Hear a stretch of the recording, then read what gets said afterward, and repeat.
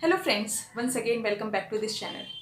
Friends, हम सभी जानते हैं कि आज के टाइम में जैसे ही हम घर से बाहर निकलते हैं, हर कोई इंग्लिश में बात करता है। जैसे कि चाहे आप किसी हॉस्पिटल के रिसेप्शन में चले जाइए, वो लोग एकदम से बोलेंगे, खड़े होते ही बहुत अच्छे से वेलकम करते हैं और एकदम से बोलते हैं how may I help you sir या how may I help you ma'am. ऐसे आप चाहे कहीं घूमने जाते हैं, आप किसी होटल के रिसेप्शन में जाते हैं, वो लोग भी आपसे यही पूछेंगे how may I help you, है ना। या फिर आप किसी भी ऑफिस में चले जाइए, सबसे पहले जो कन्वर्सेशन स्टार्ट होती है वो इंग्लिश के कुछ वर्ड से ही होती है।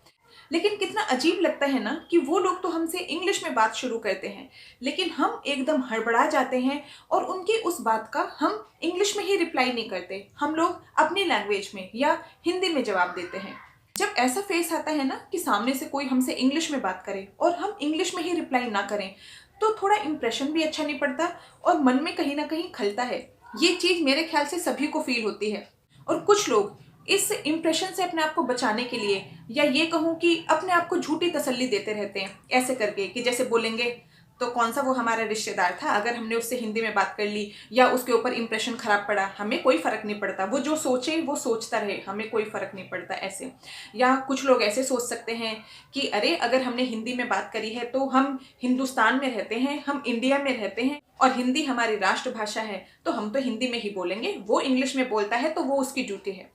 तो देखिए, यहाँ पे मैं बस आपको एक बात बोलूंगी कि चाहे हम कितना ही भी अपने आप को समझा ले, लेकिन थोड़ा टटोल के देखिए उस टाइम पे जब सामने से कोई हमसे बहुत ही सिंपल सा क्वेश्चन करता है या कोई सिंपल सी बात कहता है और उसका जवाब हम इंग्लिश में ना दे करके हिंदी में देते हैं, बहुत खलता है उस टाइम पे।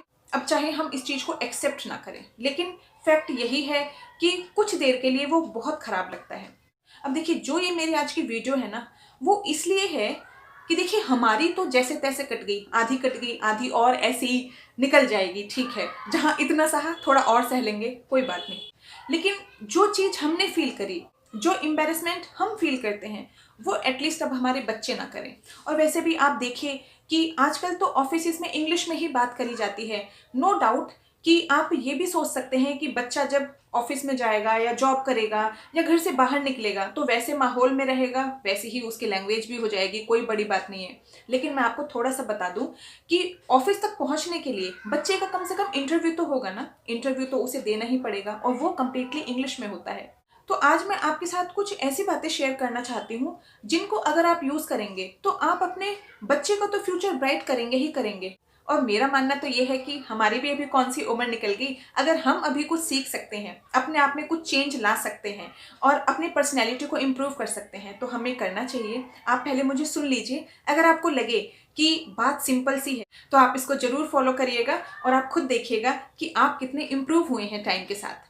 तो देखिए, सबसे पहली बात जो इंग्लिश में कन्वर्सेशन के लिए दिमाग में आती है वो आता है कि चलो कोई इंग्लिश स्पीकिंग कोर्स ज्वाइन कर लेते हैं, जगह जगह खुले हुए हैं, वहाँ पे ट्रेनिंग दी जाती है। तो मैं आपसे कहूँगी कि वो आप बिल्कुल भी ना करें।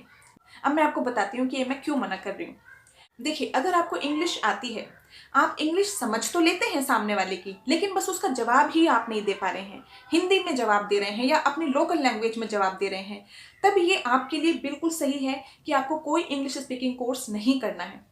क्योंकि पता है होगा क्या, जब आप वहां पे जाएंगे तो बिल्कुल आपको ग्रामर पढ़ाना शुरू कर देंगे, ये नाउन है, ये एडजेक्टिव है, ये एडवर्ब है। और जब आप वो सब सीखेंगे ना, तो तब आप कहेंगे कि भैया इंग्लिश हमारे बस की बात नहीं है, हम तो यूं ही ठीक है, आधी कट गई है, आधी और कट जाएगी, हमें नहीं सीखनी। एक्चुअली वो सब सीखने की जरूरत ही नहीं है।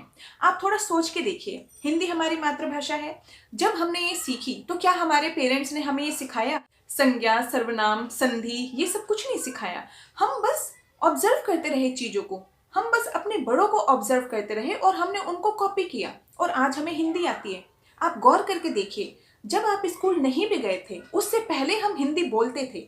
जैसे अगर हमें खाना चाहिए तो हम अपने लोकल लैंग्वेज में अपनी मदर से खाना मांगते होंगे, पानी चाहिए तो छोटा बच्चा पानी मांगता है, अपने घर में मम्मी पापा छोटे छोटे सेंटेंसेस सभी तो बोल रहे हैं, स्कूल जाने से पहले बोलता है। तो क्या उसके लिए संज्ञा सर्वनाम और जो भी ग्रामर होता है वो सब सिखाया गया? नहीं ना। तो ऐसे ही आप बिल्कुल भी स्पीकिंग कोर्सेज में ना पढ़े। अगर आप स्कूल और कॉलेज के पास आउट हैं तो आपको वहां जाने की बिल्कुल भी जरूरत नहीं है।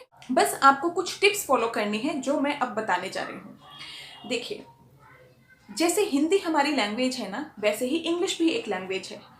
फर्क बस इतना है कि इंग्लिश को कभी हमने घर में यूज ही नहीं करा, क्योंकि हमारा माहौल हिंदी का था, या ये कह लीजिए कि हमारे पेरेंट्स उतने एजुकेटेड नहीं थे, या ये भी कह सकते हैं कि हमारे पेरेंट्स ने हमेशा घर में हिंदी को ही इम्पोर्टेंस दी। तो जैसा माहौल था वैसे ही हम बढ़ते चले गए। मैं अपने कितने ही क्लासमेट्स को ऐसों को जानती हूँ जो अच्छे इंग्लिश मीडियम स्कूल में पढ़े, लेकिन जब वो बात करते थे तो हिंदी में बात करते थे। क्यों? क्योंकि उनके घर का माहौल हिंदी का था। और देखिए, स्कूल कॉलेज में तो सिर्फ कुछ घंटे रहना होता है, बाकी की पूरी लाइफ तो आप अपने घर के माहौल में ही रहते हैं ना। तो कहने का कुल मतलब ये है कि आप अपने घर के माहौल को ऐसा करिए कि आपके बच्चे भी इंग्लिश में बात करें, और उसके लिए स्टार्टिंग आपको करनी पड़ेगी। जैसे सपोज आपका कोई छोटा बच्चा है, सपोज 4th क्लास में है, आपने उसे अपनी तरफ से तो इंग्लिश मीडियम स्कूल में भेज दिया, लेकिन वो अब इंग्लिश में बात नहीं कर रहा, तो बहुत अच्छा सॉल्यूशन इसका ये है कि आप उससे कहें कि बेटा अब आप जब भी मुझसे बात करोगे ना तो इंग्लिश में बात करना। तो देखिए, टूटी फूटी इंग्लिश बच्चा भी बोलेगा, और टूटी फूटी शुरू में आप भी बोलोगे, एकदम से फ्लुएंसी नहीं बन पाती, लेकिन आप लोग शुरू करिए। आपने देखा होगा कि जो पेरेंट्स अपने बच्चे से इंग्लिश में बात करते हैं उनके बच्चे भी इंग्लिश में ही रिप्लाई कर रहे हैं। क्यों? क्योंकि घर का माहौल ऐसा है। उस बच्चे को इंग्लिश कोई हवा नहीं लगती, क्योंकि वो शुरू से इंग्लिश देखता रहा है, सुनता रहा है। उसके लिए सिर्फ ये एक कम्युनिकेशन मीडियम है और बाकी कुछ भी नहीं। लेकिन इसके जस्ट अपोजिट, जो लोग हमेशा हिंदी में बात करते आए हैं, वो एकदम से अगर इंग्लिश में बात करते हैं तो वो हवा जैसा लगता है, एकदम से लगता है जैसे कितनी बड़ी चीज है इंग्लिश में बात करना। क्यों? क्योंकि कभी इंग्लिश में बात ही नहीं करी, कभी प्रैक्टिस ही नहीं हुई, और क्योंकि प्रैक्टिस कभी नहीं करी तो हम फ्लुएंट भी नहीं हो पाते। फ्लुएंट नहीं हो पाते तो एक तो मन में फोबिया सा रहता है इंग्लिश के लिए, दूसरा ये लगता है कि कभी कभी बोलते हैं, तो कुल मिला के इंग्लिश का नाम सुनते ही घबराहट सी होने लग जाती है। 4 लोगों के सामने बोलना पड़े तो पसीने छूटने लग जाते हैं, और लगता है कि एक बार की बस यही एम्बेरसमेंट बहुत है कि हम हिंदी में बात करेंगे, दैट्स इट। लेकिन कम से कम जो भी यहाँ पे स्पीच चलेगी वो कंफर्टेबल होगी। तो कुल मिला के मैं बस आपको ये बोलना चाहती हूँ कि आप अपने घर का माहौल कुछ ऐसा करिए कि बहुत छोटे छोटे से बेसिक सेंटेंस आप अपने बच्चों के साथ बोलना शुरू करिए, और शर्म को, संकोच को बिल्कुल कोने से हटा दीजिए। बल्कि देखिए, बोलना तो कहीं ना कहीं हम भी चाहते हैं, है ना, लेकिन आप बच्चे के सामने ऐसा शो करो कि बेटा आगे आगे इंग्लिश तो आपके लिए और ज़्यादा ज़रूरी हो जाएगी, आपको इंग्लिश में इंटरव्यू देने होंगे, और इंग्लिश बहुत इंपॉर्टेंट है आज के टाइम में। तो आप किसके साथ प्रैक्टिस करोगे? आप मेरे साथ प्रैक्टिस किया करो। आप नेक्स्ट टाइम जब भी मुझसे बात करो तो हमेशा इंग्लिश में ही बात करना, मैं तुम्हारी हेल्प करूंगी। तो देखिए, बच्चे की तो इंग्लिश इंप्रूव होगी ही होगी, साथ में जब बच्चे के साथ आप बोलेंगी तो आपकी भी इंप्रूव होगी, और जब इंग्लिश इंप्रूव होगी तो आपको एक अलग सा कॉन्फिडेंस मिलेगा, अच्छा लगता है, एक बहुत अंदर से अच्छी सी फीलिंग आती है। तो पहला टिप तो यही हो गया कि आप अपने घर में बच्चे के साथ धीरे धीरे शुरुआत करें, बिल्कुल भी ना घबराएं कि स्टार्टिंग कैसे करें। दूसरी चीज जो आपको करनी है वो ये कि जब आप इंग्लिश में बात करेंगे ना तो बहुत ही सिंपल सेंटेंसेस के साथ करें। ये नहीं है कि पूरा कॉम्प्लेक्स सेंटेंस एक साथ बोल दिया, या एकदम ऐसा सेंटेंस कि आपको लगे कि अरे यार ये नहीं बन पा रहा, इसको मैं कैसे इंग्लिश में बोलूं, चलो छोड़ो, रहने दो, जाने दो। वो चीज नहीं करनी। स्टार्टिंग जब आप करेंगे तो छोटे छोटे सेंटेंसेस आप इंग्लिश में ही बोल के करें। जैसे कि सपोज आपको पानी चाहिए, तो आप अपने बच्चे से ऐसे कह सकती हैं कि बेटा please give me 1 glass of water, ऐसे कह सकती हैं। या सपोज जैसे आजकल सर्दियां चल रही हैं, बच्चों की हैबिट होती है कि ब्लैंकेट को ढंग से कवर नहीं करते अपनी बॉडी पे, तो आप ऐसे करके बोल सकते हैं कि बेटा कवर योरसेल्फ प्रॉपर्ली, ऐसे। ये 2-3 वर्ड्स के सेंटेंस हैं, छोटे छोटे हैं, लेकिन स्टार्टिंग के लिए ये बहुत हैं। और मैंने यकीन मानिए, आप जब आप छोटे छोटे सेंटेंसेस से इनिशिएट करेंगे ना, कब आप इनमें फ्लुएंट हो जाएंगे आपको पता भी नहीं चलेगा, और कब आप छोटे सेंटेंसों से बड़े सेंटेंसेस पे खुद ही जाना शुरू कर देंगे वो भी आपको नहीं पता चलेगा। तो इसलिए सबसे पहले तो आप संकोच हटा के छोटे छोटे सेंटेंसेस से शुरू करें। अब इसमें नेक्स्ट मैं आपको एक बात और बोलूंगी, जब आप छोटे छोटे सेंटेंसेस बोलेंगे आपकी फ्लुएंसी बढ़ती जाएगी। तो एक स्टेज ऐसी आएगी जब आपको लगेगा कि छोटे सेंटेंस तो बोल लेते हैं, लेकिन आप बड़ों में जैसे अटक रहे हैं, आपको समझ नहीं आ पा रहा कि इसको मैं कैसे बोलूं। कई बार ऐसे होता है।